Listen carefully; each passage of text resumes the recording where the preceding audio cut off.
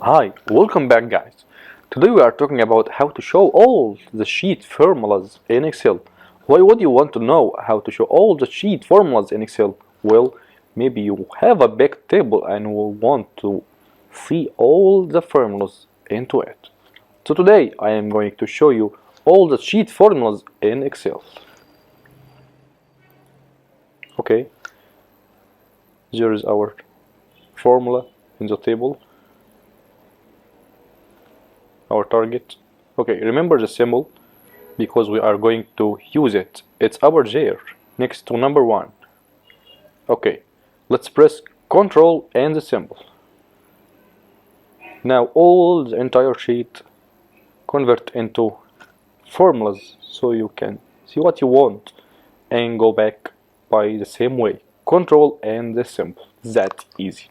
There you go. If you want to know how to show all the sheet formulas in Excel, that's the easiest way I know how.